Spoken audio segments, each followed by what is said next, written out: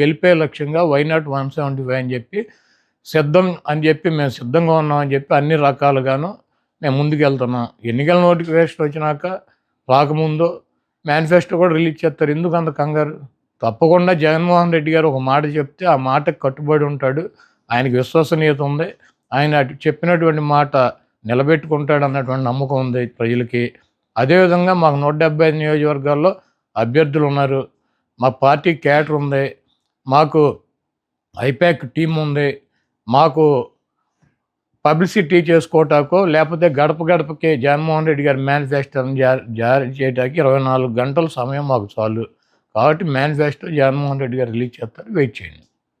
చంద్రబాబు గారు సచివాలయాన్ని కూడా తాకట్టు పెట్టేస్తారని అంటున్నారు. ఈ రాష్ట్రంలో 4 లక్షల కోట్ల రూపాయలు అప్పులు ఉన్నాయి. దాంట్లో 2,50,000 కోట్ల రూపాయలు చంద్రబాబు నాయుడు చేశాడు. 4 లక్షల రూపాయల్లో 2,50,000 కోట్ల రూపాయలు జగన్మోహన్ రెడ్డి గారు చేసినటువంటి అప్పులు. ప్రభుత్వ ఆస్తులు తాకట్టు పెట్టకుండా బ్యాంకులో లోన్ ఇస్తారా? ప్రభుత్వ ఆస్తి తాకట్టు పెట్టకుండా బ్యాంకులో లోన్ ఇస్తాడా?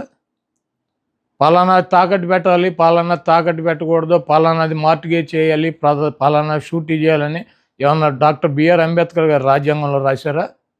సెక్రటేరియట్ ఏంటి చంద్రబాబు గారిదా? ప్రభుత్వాన్ని. ప్రభుత్వం డబ్బులు కావాల్సి వచ్చినప్పుడు, ప్రజలకు అవసరమైనప్పుడు, బ్యాంకుల్లో డబ్బులు కావాల్సి వచ్చినప్పుడు మార్టిగేజ్ చేస్తారు, తాకట్టు పెడతారు, మళ్ళీ డబ్బులు కడతారు, రిలీజ్ చేసుకుంటారు. సెక్రటేరియట్ అని ఇది బాబు గడి సొత్తా, చంద్రబాబు గడి సొత్తా? ఇది తాకట్టు పెట్టారు, అది తాకట్టు పెట్టారంటే వీడు పెట్టినయే పెట్టాలా? కానీ చంద్రబాబు నాయుడు పెట్టినటువంటి ఆస్తులు తాకట్టు పెట్టాలి. ఏమైనా రూల్ ఉందా? రాజ్యాంగంలో రాసి ఉందా? పలానా ఆస్తి పెట్టాలి, పలానా ఆస్తి పెట్టకూడదు. అది ప్రభుత్వం ఇష్టం.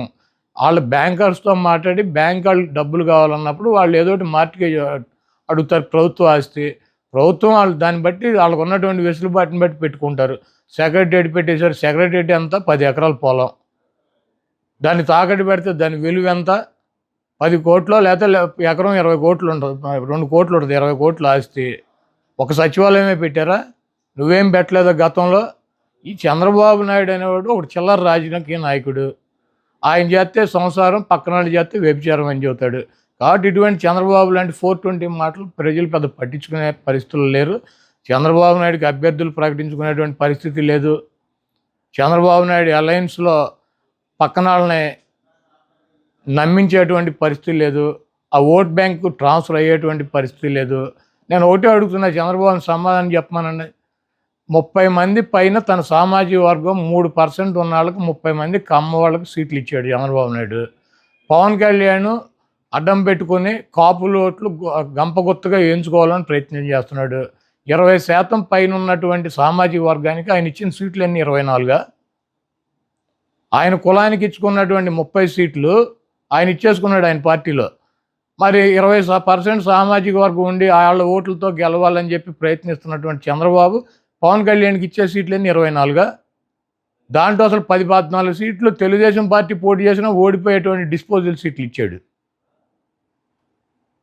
ఇవన్నీ ఆ సామాజిక వర్గం గమనించట్లేదా? చంద్రబాబు నాయుడికి బుద్ధి చెప్పరా? 3% ఉన్న తన కులానికేమో 30 సీట్ల, 20% ఉన్నటువంటి ఆ సామాజిక వర్గం గంపగుత్తగా ఓట్లన్నీ ఎంచుకోవాలని ప్రయత్నిస్తున్నటువంటి ఒక రాజకీయ పార్టీకి 24 సీట్ల. ఇవ్వటానికి ఈయనకన్నా సిగ్గు ఉండాలి, తీసుకోవటానికి ఆయనకన్నా ఉండాలి. వీళ్ళిద్దరికి వెళ్ళినప్పుడు ఓటు వేయటానికి సిద్ధంగా ఉంటారా? ఈ ఓటు ట్రాన్స్ఫర్ అవుద్దా, ఆ ఓటు ట్రాన్స్ఫర్ అవుద్దా? మేమిద్దరం కలిసాము, మీ ఇద్దరు కలిస్తే జనసేన పెట్టింది రాజ్యాధికారం కోసం అని చెప్పాడు పవన్ కళ్యాణ్ గారు. ఎప్పుడు కమ్మ రెడ్డి వాళ్ళేనా అధికారంలో ఉండేది? SC, ST, BC, minority